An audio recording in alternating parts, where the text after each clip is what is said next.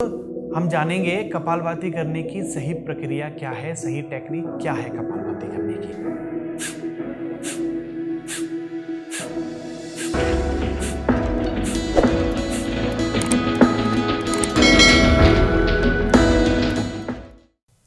नमस्कार आप सभी को, स्वागत है आपका विन मूव्स में। तो आज के इस वीडियो में हम बहुत ही आवश्यक चीज के ऊपर डिस्कशन करने जा रहे हैं। इसका नाम है कपालभाति। तो कपालभाति जो है वो आपकी एक शुद्धि क्रिया है।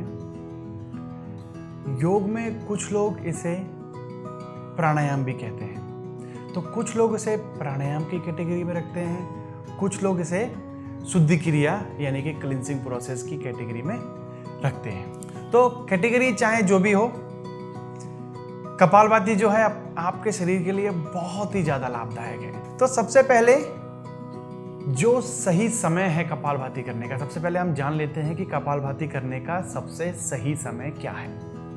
उसके बाद हम कपालभाति की सही टेक्निक को भी जानेंगे। तो जो सबसे अच्छा समय है प्राणायाम या फिर शुद्धि क्रिया करने का, वो सुबह का समय है। प्रातःकाल का समय सबसे अच्छा समय होता है जब आप किसी भी प्राणायाम या किसी भी शुद्धि क्रिया की प्रैक्टिस कर सकते हैं। और सबसे जरूरी बात, अगर आप कपालभाति का अभ्यास करने जा रहे हैं तो आपका जो पेट है वो खाली होना चाहिए, आपका स्टमक एम्प्टी होना चाहिए। बात करते हैं किन लोगों को कपालभाति करनी चाहिए और किन लोगों को कपालभाति का अभ्यास नहीं करना चाहिए। तो जिन लोगों को उच्च रक्तचाप यानी कि हाई ब्लड प्रेशर, हाइपरटेंशन या फिर बैक से रिलेटेड कोई भी प्रॉब्लम है तो उनको कुछ प्रिकॉशंस लेनी है, अदरवाइज उनको प्रैक्टिस नहीं करनी है।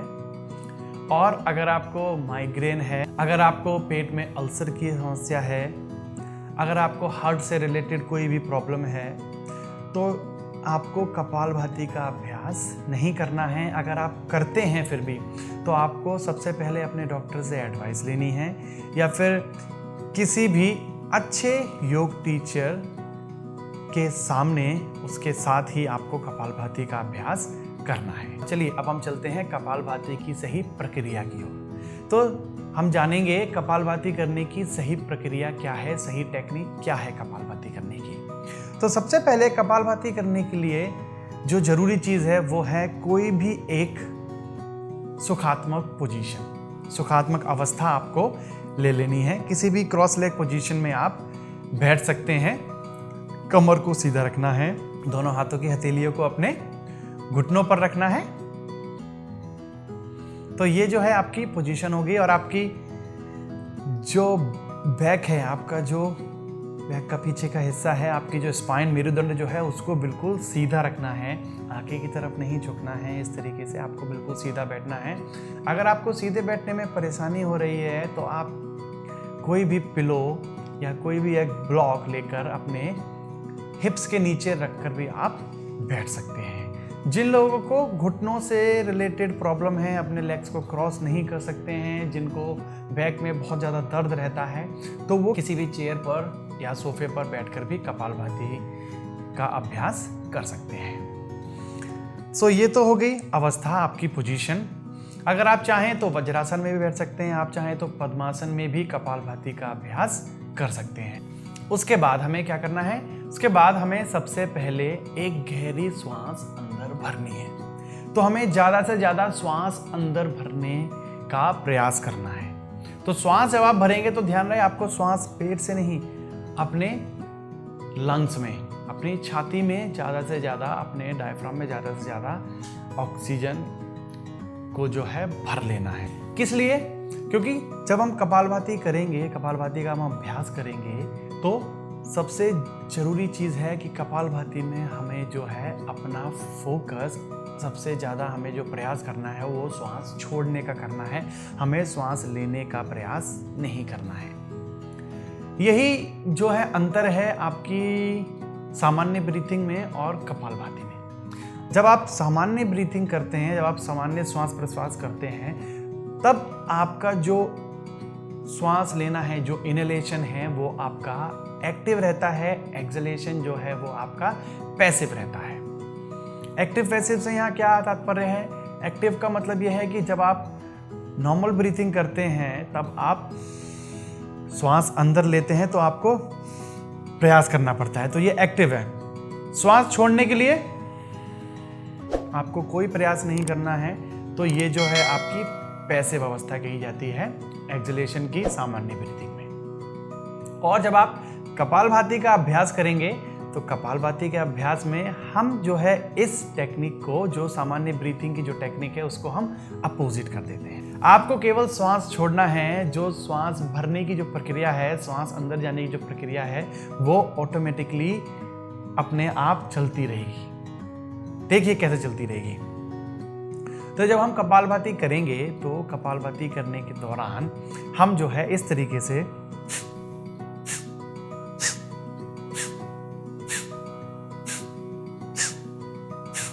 तो देखिए, जब हम श्वास छोड़ रहे हैं तो हमारा पेट जो है वो अंदर की तरफ जा रहा है। उसके बाद आप देख सकते हैं हमारा पेट अंदर बाहर दोनों तरफ जा रहा है। तो जब हम श्वास छोड़ रहे हैं पेट अंदर जा रहा है, उसके बाद जब आपका पेट बाहर आता है, इस दौरान आपके इनहेलेशन यानी कि श्वास लेने की जो प्रक्रिया है वो अपने आप ही हो जाती है। तो इसलिए आपको इस तरीके से कपालभाति का अभ्यास नहीं करना है, ये गलत है। आपको केवल और केवल श्वास छोड़ने की प्रक्रिया पर ही फोकस करना है। श्वास लेने की प्रक्रिया आपकी जो है वो पैसिव रहेगी, तो वो अपने आप ही कंप्लीट होती रहेगी। तो चलिए स्टार्ट करते हैं। तो सबसे पहले लंबी गहरी श्वास अंदर भरेंगे, आधी श्वास बाहर छोड़ेंगे, लंग्स को कंटिन्यू ऊपर की तरफ रखना है। अब हम स्टार्ट करेंगे कपालभाति।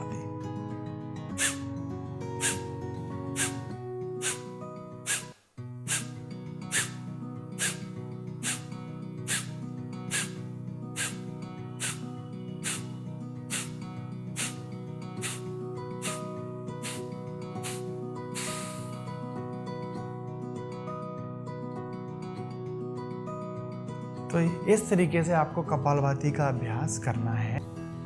कुछ लोग इसमें कंफ्यूज हो जाते हैं कि आपको स्पीड कितनी रखनी है, कितनी गति से आपको कपालभाति का अभ्यास करना है। तो जो सही गति है वो क्या है कि आपको 1 मिनट यानी कि 60 सेकंड में आपको 120 स्टॉक करने हैं। तो ये जो है आपकी सही प्रक्रिया, यानी कि पर सेकंड आपको 2 बार एक्सहेल करना है। ये जो है आइडियल नंबर है कपालभाति करने का। अगर आप बिगिनर हैं तो आपको इस चीज पर अभी कोई फोकस नहीं करना है। आपको सबसे पहले अपने पोस्चर को, अपनी टेक्निक को सही करने का प्रयास करना है। उसके बाद ये चीज़ धीरे धीरे आ जाएगी, क्योंकि कपालभाति जब आप करते हैं तो धीरे धीरे जैसे आपकी लंग्स की कैपेसिटी जो है वो बढ़ती है, आपके लंग्स की कैपेसिटी धीरे धीरे बढ़ेगी, तो आप कपालभाति को और भी तेजी से कर पाएंगे। तो सबसे पहले आपको क्या करना है कि आपको 1 सेकंड में 1 ही बार करना है, यानी कि 1 सेकंड में आपको 1 बार ही एक्सहेल करना है, 60 सेकंड में आपको 60 बार एक्सहेल करना है। तो जैसे आपने प्रक्रिया स्टार्ट की है तो वैसे ही स्टॉप करने की भी एक प्रक्रिया है, जिसको कि आपको जानना अति आवश्यक है। तो जैसे आप कपालभाति का अभ्यास कर रहे हैं